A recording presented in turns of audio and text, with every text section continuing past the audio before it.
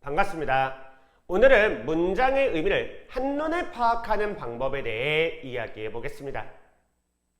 우선 영어 문장을 하나 보여드릴 건데요. 글을 읽는다 생각하고 보시기 바랍니다. 의미를 파악해 보셨나요?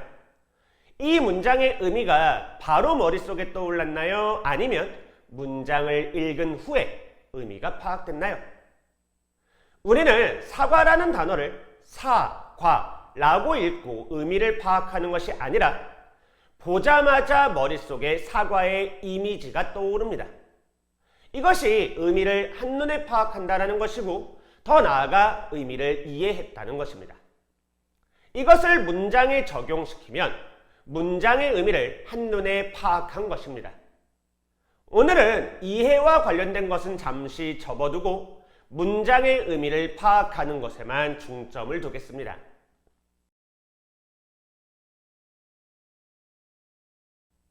조금 더 구체적으로 살펴보겠습니다. 여기 문장이 하나 있습니다. 우리는 이 문장의 의미를 어떻게 받아들이고 있을까요? 1. 꽃이 피었다. 2. 어젯밤 비가 온 사실이 있고 그것이 꽃이 핀 것과 상관이 있다. 3. 꽃은 꽃밭에 피었고 예쁘며 활짝 피었다. 아마 이렇게 3단계로 파악해 볼 수 있을 것 같습니다. 핵심 정보부터 시작해서 부수적 정보로 나아가는 것이죠. 이를 문법적으로 풀어보면 주절의 핵심 정보를 먼저 받아들이고 종속절과 주절의 관계를 살피며 주절에서 부수적 정보를 받아들이고 있는 것입니다. 이제 이것을 조금 더 복잡한 문장에 적용해 보겠습니다.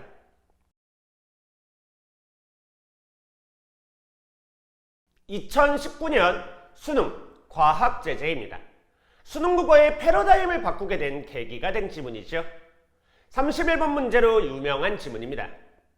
이렇게 복잡한 문장은 의미가 한눈에 잘 안 들어옵니다. 그럴 때는 문장의 구조를 파악하는 게 좋습니다. 우선 문장 전체의 주어와 서술어를 찾아봅니다. 16세기 전반의 서양에서 이렇게 한 단어 한 단어를 읽는 것이 아니라 문장을 전체적으로 훑으면서 주어와 서술어를 먼저 찾는 것입니다. 개혁은 이어졌다 이죠. 조금 더 정보를 추가해보면 천문학 분야의 개혁은 형이상학을 바꾸는 변혁으로 이어졌다로 찾을 수 있겠네요. 이를 정리해보면 천문학 분야의 개혁이 형이상학을 뒤바꾸었다로 줄여볼 수 있습니다. 다음으로는 수식어를 정리해줍니다. 천문학 분야의 개혁은 태양 중심설을 지구 중심설의 대안으로 제시하며 시작되었죠. 형이상학의 변화는 경험주의의 확산과 수리과학의 발전을 통해 가능했습니다. 정리해볼까요? 천문학 분야의 개혁은 태양 중심설을 지구 중심설의 대안으로 제시하며 시작되었다. 천문학 분야의 개혁이 형이상학을 뒤바꾸게 된 데에는 경험주의의 확산과 수리과학의 발전이 중요한 영향을 했다. 이렇게 됩니다. 하나 더 추가해보자면 16세기 전반 서양에서 시작된 천문학 분야의 개혁에 대해서 이야기를 할 것이다. 라는 것도 생각해 볼 수 있습니다. 내용을 종합해 봤을 때 앞으로 천문학 분야의 개혁과 형이상학의 개혁이 나오겠네요. 구체적으로는 천문학 분야의 변화를 설명할 것이고 경험주의와 수리과학을 통해 형이상학이 어떻게 변화했는지 설명하게 될 겁니다. 조금 더 연습을 해보겠습니다. 어떤 문장이 나오더라도 핵심은 전체 문장의 주어와 서술어를 찾는 것입니다. 31번 문제입니다. 극악했던 문제지요. 2번 선택지 보도록 하겠습니다. 문장이 복잡하죠. 하지만 할 것은 명확합니다. 주어와 서술어를 먼저 찾는 것입니다. 만유인력은 만유인력과 크기가 같다죠. 만유인력의 크기를 비교하라는 것이네요. 그럼 이제 수식어가 중요하겠네요. 질량이 m인 질점이 지구를 당기는 만유 인력이고요. 질량이 m인 질점이 태양을 당기는 만유 인력입니다. 정리해볼까요? 똑같은 것이 다른 것을 당기는 힘입니다. 당연히 다를 겁니다. 정답은 2번입니다. 나머지 선택지도 똑같이 살펴보겠습니다. 전체 문장의 주어와 서술어를 찾아보면 결국 만유 인력의 크기를 비교하라는 것입니다. 그러니 앞에서와 같이 수식어를 위주로 살펴보겠습니다. 질량이 m인 지구와 질량이 m인 달, 질량이 m인 질점과 질량이 m인 질점을 비교하라는 것이네요. 지구와 달이 질점으로만 바뀌었을 뿐 나머지는 동일합니다. 5번 선택지 볼까요? 질량이 m인 지구와 질량이 m인 구슬, 질량이 m인 질점과 질량이 m인 질점이죠. 3번 선택지와 동일합니다. 둘 다 맞는 말입니다. 하나 더 보자면 위치가 나오는데요. R 플러스 H는 결국 지구의 중심을 이야기하는 겁니다. 역시 3번 선택지에서 둘의 중심 사이의 거리라고 표현했었죠. 동일한 내용입니다. 조금 더 연습을 해보겠습니다. 이번에는 4번 선택지인데요. 지문을 먼저 보도록 하겠습니다. 조건은 넘기고요. 전체 문장의 주어와 서술어를 찾아보면 만유 인력은 만유 인력을 모두 더하여 구한다 입니다. 즉 만유 인력은 만유 인력의 총합이다 라고 이해할 수 있겠네요. 수식어를 같이 볼까요? 천체가 천체 밖 질점을 당기는 만유 인력은 천체의 부피 요소가 천체 밖 질점을 당기는 만유 인력의 총합입니다.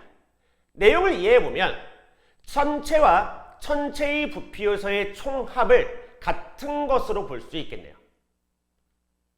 4번 선택지로 돌아와 보죠. 주어와 서술어는 만유 인력은 만유 인력을 모두 더하면 구해진다 입니다. 수식어를 살펴볼게요.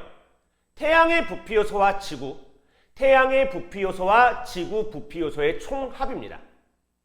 앞에서 살펴봤듯이 지구와 지구 부피 요소의 총합은 같은 말이죠. 따라서 맞는 선택지입니다.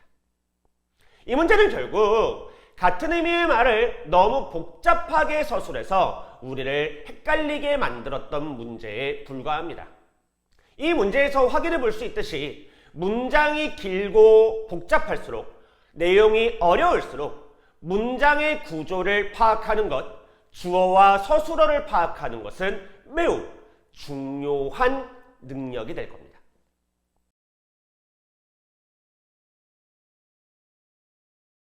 요즘 수능은 문장이 길고 복잡하죠. 영어 시험을 따라가는 느낌입니다. 쉽게 써도 되는 문장을 굳이 어렵게 쓰고 있는 그러한 느낌이죠. 그래서 문장을 읽어도 내용을 파악하지 못하는 경우가 점차 느는 것 같습니다. 하지만 아무리 문장이 복잡해져도 우리가 해야 할 것은 동일합니다. 문장의 의미를 파악하기 위해서는 주어와 서술어를 먼저 찾아야 한다는 것이죠. 문장의 구조를 먼저 파악하여 정보의 우선순위를 정한다면 어떤 어려운 문장이 나오더라도 의미를 파악할 수 있습니다. 또한 이 연습은 속발음을 없애는 데에도 도움을 줄 것입니다. 속발음이란 속으로 글자를 읽는 것입니다. 소리를 내지 않을 뿐 음독과 동일한 형태죠. 속발음은 독해 속도나 이해도 측면에서 교정해야 할 습관으로 보고 있습니다. 글자를 따라 읽는 것이 아니라 문장을 훑어본 후 주어와 서술어를 찾는 연습, 이것이 속발음을 없애는 데에도 분명히 도움이 됩니다. 문장의 구조를 파악하는 연습은 분명히 지루한 연습이 될 겁니다. 하지만 어떤 문장이든 주어와 서술어를 찾고 절과 절의 관계를 파악하고 수식어를 찾는다면 이해 못할 지문은 없을 겁니다. 우리 힘들더라도 문장의 구조를 파악하는 훈련 조금만 열심히 진행해 주셨으면 합니다. 그래서 어떤 어려운 문장이 나오더라도 쉽게 문장의 의미를 파악할 수 있는 그러한 능력을 꼭 갖추시길 바라겠습니다.